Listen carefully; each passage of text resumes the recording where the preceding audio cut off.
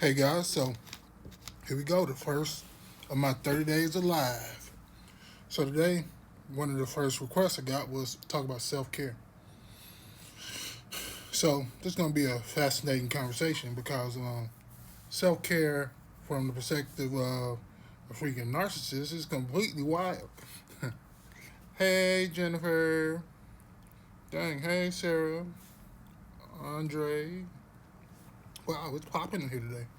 So anyway, so with self care, so like one of the fun things is like a lot of times people sit there and they want to think that, especially with me and the way that I continue to go through things, the first thing I actually do is check in with myself.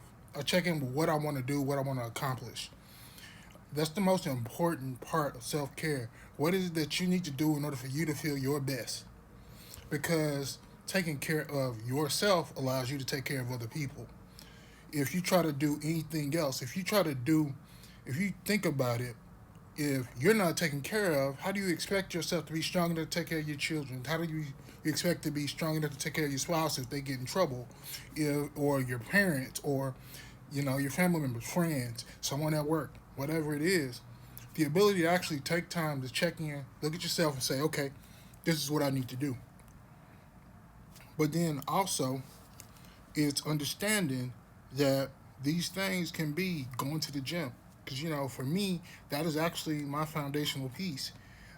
Fitness, because but I'm not just talking about like going straight to the gym. I mean, that's your health, that's your nutrition, that's your ability to be strong. That's your ability to have a strong immune system. That's your ability to function, to be able to go through your day, to have the energy that you need to, take care of business. If you can't do that, then like, how do you expect to take care of other people? So again, for me, the foundation is fitness, in that you can take care of yourself. You're strong enough to pick yourself up. You have a strong immune system. You are able to have the energy to go through your day to do everything that you need to do to function at a high performing level. And then also being physically fit in order for you to sustain yourself, go through it, endure. Now, the second part of self care is, the pampering of self. Now, while some people don't understand this, like if we go back to fitness, pampering yourself, that is a part of fitness. That's something that you do for you. That's taking out 30 minutes, 45 minutes of your time to take care of yourself, to do something for you to make you strong. But then also, when you go to look at something like going for a massage, going to get your nails done, going to get your hair cut, going to get your beard trimmed, going like these things, Bed Bath and Beyond, buying some freaking you know, like for me, I'll show you. This is my favorite form of self care right here. I just ordered these bad boys. Got my bath bombs right here. Yeah, it's going down.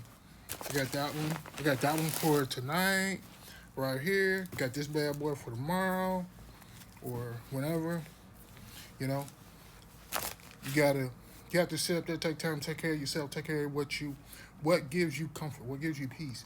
Sometimes that could also be taking up your hobby, whether it be writing, because I enjoy writing. I enjoy writing poetry. Right now, I'm writing a book. Um, it could be cooking. That could be something that you like to do. Again, it's taking time to take care of you, to give yourself that mental peace.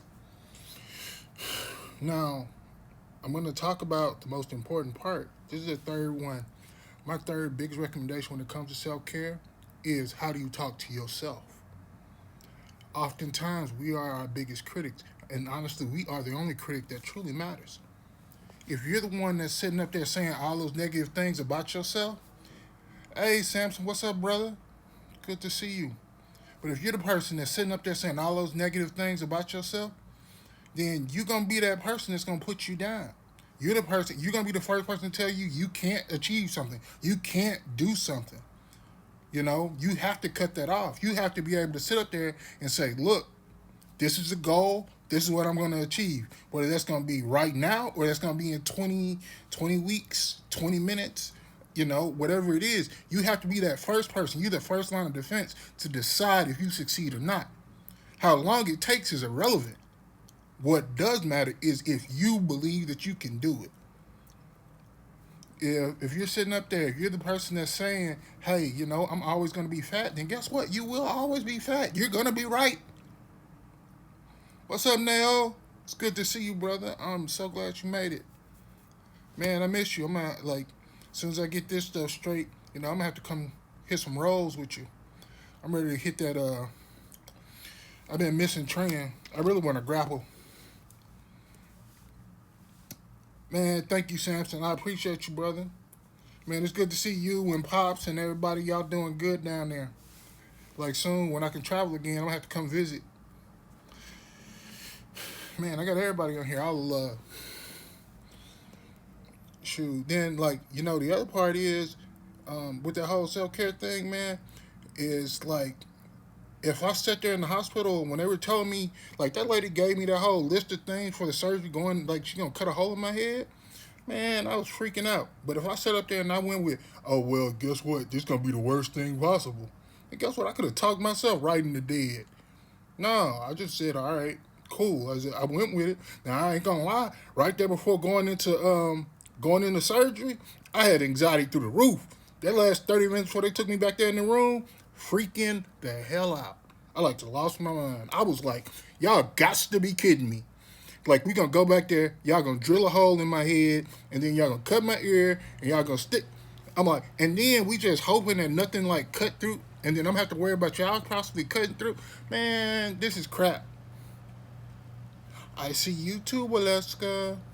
Hey, man, but yeah, like I was freaking out. And then what was worse was like so when I get scared or when I get nervous, I have to pee. And then so I got this. So I couldn't really walk, and if I did, they had me already attached to the IV, and then I had this stupid thing on my head, and I had blood shooting out of my nose, and they sitting up there like, well, the bathroom's all the way over there. You could walk. No, I ain't. I was like, I'm gonna sit right here. Y'all can give me one of those urinal jugs. I ain't going nowhere. Then I had to go, so I go pee, and it's like literally 2 ounces. Man, I was so irritated. But anyways, yeah, I had to like sit up there and talk myself through that. I was like sitting up there saying, all right, look, it's gonna be all right. You got a good surgeon. You got everybody to talk to you. They got a good plan. It's simple, and then after that, we could go to the next steps. And I sat there and was like, it's gonna be cool. As soon as we get done with this, next thing we can do is we can go home, we can train. We can train. The sooner we get this done, the sooner we can train. The sooner we get this done, the sooner we can train. We're gonna be training at the end of the month. We're gonna be training at the end of the month. You have to keep that in your mind. Otherwise, that moment that you give up and you think that it's gonna be over, well, guess what? It sure as hell is. But yeah, but I'm gonna tell you right now. And then, I had to tell you this part. So, like, I'm allergic to fentanyl, right? So anytime they do anesthesia on me, don't give me fentanyl because I turn into the Incredible Hulk when I wake up. First of all, it sends my blood pressure shooting straight up. Second of all, it sends once that happens, I like lose my mind. So the last time when I had my last surgery on my knee, I had grabbed it. I woke up, grabbed the nurse, and I threw her across the room. And I was like, "What's going on here now?" And they were like, they took 20 minutes to calm me down. My nurse that had been attending me, she went to my room and grabbed me my 2 pound bag of Sour Patch Kids, and they just started dosing me with sugar until I calmed down. But so I told them that at UC Davis, and they were like, "Nah, okay, we ain't gonna do that. What's up, Keesler?" It's like, yeah, we're not even gonna play that game. So when I woke up from at UC Davis after my thing, I get up, I was like, wow, this feels great. Man, they gave me two IVs. They gave me an IV in both my feet. And they were pretty much just pumping me with water. And then plus they had the other in my arm. I woke up like I was prepped for a whole new game. Oh, don't worry. I'm definitely going to put all the humorous stuff in there. Because a bunch of it's crazy. But like when I woke up with all of my V's in me, I felt like I was ready to go do a meet. I felt so good. I woke up, I was like, this is great. Matter of fact, I'm gonna have to do this again. Then I felt amazing for like the next 14 hours. Now when that hydration wore off and I stopped peeing, cause I also peed for like the next 10 hours, cause like I couldn't stop. But when it wore off though, whoo, that come down was not good at all. But that's also part of it, man. I had to like the more. And that was the funny thing. I tell everybody, when I got out of the car, like when I looked at the car looked like it was twisted in half. But when I got out, so this guy he had sat with me in the car. So like this eye right here was completely closed up. I had rocks, glass, and blood in it, right? But I couldn't really see nothing out of that side.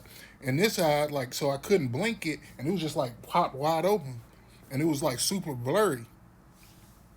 And so when I turned to look back at the car like all twisted up, and like I can barely see it. I can't really hear because like I was completely deaf on this side. I could hear a little bit, but it was like fuzzy. And so like they're talking to me, and I'm talking back with guesses of what they're saying, and like or what I could make out. And I look at the car and I see it, and I just start laughing. And I'm laughing so hard, and I'm like, I survived that. And then they're looking at me and they can't believe it either. And then so we're sitting up there, and then like after that, I just calmed down. I was like, this ain't so bad. I'm like, if I survive that, what's next? When I went to the ambulance, sat down, took my shirt off because I wasn't gonna let them cut my shirt. But I've been in enough accidents. I know what happened. Nah, y'all ain't taking my shirts. I like my t-shirts too much. And but anyway, but at that point, I realized that like I was really calm. I was really comfortable. I know, like I tell people all the time, the more you know who you are, the easier it is to accept that situation and know that you can overcome it. And now, for me, every day I remind myself of who I am. Like I literally get up, I look in the mirror, and I tell myself, "Hey, I'm confident. I'm this. I'm that." Like I like to gas myself up. I tell everybody, yeah, I have narcissistic personality disorder, and a lot of what I do to keep myself from going off the deep end is I keep myself focused on what my goals are for that day. I live my life just like the Al Pacino speech in Any Given Sunday. I'm just trying to go 10 yards. If I go 10 yards every day, eventually I get to the end zone. I do not think about the big like that big old thing. Like, nope, too much. Y'all talk about me being 40. Ooh, nope, too far. Let me let me get past 10 minutes. After I get past 10 minutes, let me get past like maybe 2 hours. Shoot, going past that, that's ridiculous. You know, I make plans. I'm like, hey, look, ooh, this sounds good. All right, cool. I can make it past that. I'm good. Let's go. But otherwise, no. Mm-mm. That's stressful. I'm like, what? But it's also like that's because I know me. I know what I do things to get me excited. I excite like because that's the other thing. So with me and narcissism, what ended up happening was I found myself I don't get excited for things because I'm always looking for the next high, for the next thing to push me over the top.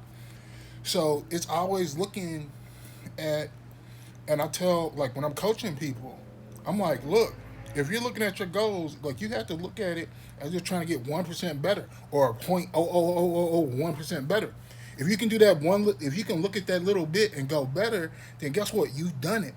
Because I know for me, I never can get enough. No matter how good I get, no matter how much I improve, I still need like I always have to acknowledge that 0.00001% because I know I need the next 0.00001%, and I have to keep doing that. Again, like I said, I just go 10 yards. I get my 10 yards, I keep going. If I think about anything else, no, bad idea. Nope. John's gonna spiral way out, do something crazy, because John likes crazy. The more fun I can have with it, the more I can take it. I'll take any risk anytime. Surprise me. But and then some people like to do some stuff where when they look at things, they're thinking um, like long term goals and or long term visions. Like I want a Bentley. I want a $10 million house. And it's way down there. That's cool. I mean, I get it. But at the end of the day, I'm not really motivated by the material idea. Now, for somebody who is, okay, if that works for you, then what I usually suggest is like you take time, you sit down, you write a letter to yourself.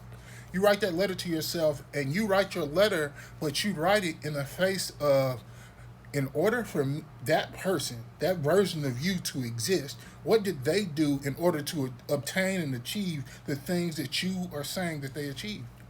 What are those traits? What what things did they do consistently that you need to do consistently in order to get there? If you can put that in your head, then hey, you're at that first step. Like I said, you want to try to make it as small as possible, and then the moment you go, if you start with the end in mind and then you start to backtrack and go through all the steps that person took, then the closer you will be to, in order for you to recreate it. And for me, that's also very important in allowing you to identify who you are right now and who you're trying to become. And that's probably the most important thing that you're going to actually do. Because going back to what I said earlier, like I look in the mirror, I gas myself up every day. And I do that because I want to make sure that I'm not relying on anybody else to validate me because I know how much validation I actually need. Like I need to know how good I am. I need to know. I look for all these checkpoints, these little check marks that I can make. But the first thing I do is I check in with myself in order to make sure that hey, John, you know this about you, you know this about you, you know this about you, you know this about you. And the moment I get those things in line, now all I have to do is back it up. Because if I can back up my list of things, that's my list. That's my constitution. That is my mission statement. That is my vision. It's like I have to back up this. This is who John David Reynolds III is. If I die right now, at the end of the day, if I check out, I want to make sure people can check my list off, and that's how they identify me. I've made an impact on the world, and this is what happened. And if I can do that at the end of the day, I'm good. I'm golden. Nobody can tell me otherwise. And if you get that part, when you get that self-talk in line where you know, hey, this is who I am, ain't nobody gonna tell you shit otherwise. Because it's not gonna matter. You know. And then, so this is my other secret. So when I get to those points where I get anxiety or I get something that's tearing me down or I sit there and I start doubting myself, that's when I go back to my affirmations or I go back to the things that say, okay, John, who are you? And I've practiced this so much, I know who I am. I don't hope, wish, ask, need, or want for anything I desire. First and foremost, I operate from a place of abundance. I operate from a place of security. I know who I am. I live by it. I'm like, boom, this is it. And I've done that. And like, so since my last like big mental breakdown, I've said that to myself every day since October. Sometimes I said that to myself for over an hour. I would be walking Poncho and I'd be saying it out loud. I would walk Poncho, I would record myself, and I would listen back to myself saying it if I needed to. But I kept it in mind. I had to, because guess what? I lost touch with myself.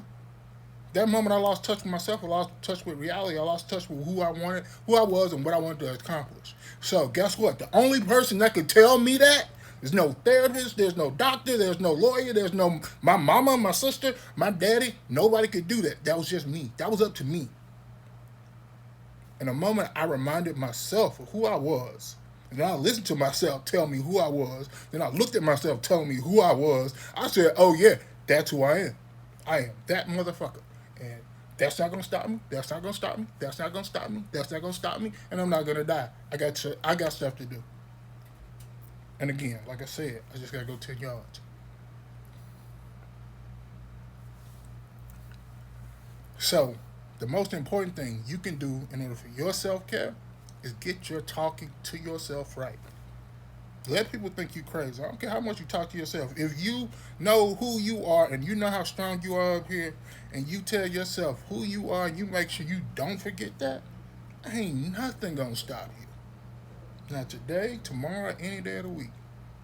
And that's the ultimate form of self-care. Because the moment you do that, you're going to be able to go check off the boxes of things that make you feel good. The things that make you who you are. The things that make your legacy and what's going to be left behind when you're gone. And that's not about what they think of you. That's about the message you left. That's about the impact you made. That's about the choices you made and the effect those choices had on everybody else around you.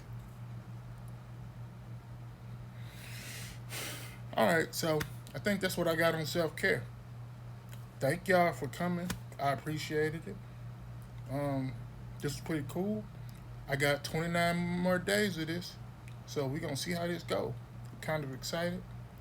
Ooh, I felt like it looked good today too. Hey, the beard looked sharp though. I can't even lie. I got 4 compliments on it today. All right, I'm gonna stop bragging. My narcissism is shown, but it do look good though. Hey Sherry, I'm just about to log off. Anybody got any questions? Anybody got anything to say? But oh, for real, Nail, I'm really gonna come. Let's see. Like I'm supposed to get cleared at the end of the. I got 3 more weeks. I can't lay flat. When I can lay flat, I'm coming for you, big man.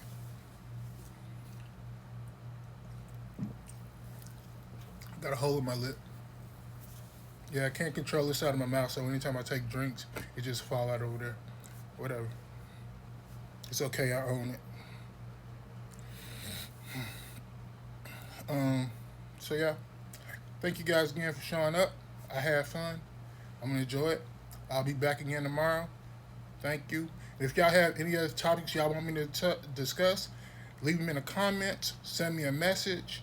However, um, I got some cool stuff coming up. Thank you guys. I appreciate you. Oh, Sherry, you're gonna have. I'm gonna message you in a minute because I need your email address. All right, guys. Peace. Y'all have a great night. Happy June. Hey, let's go. Let's go be amazing. Thank you.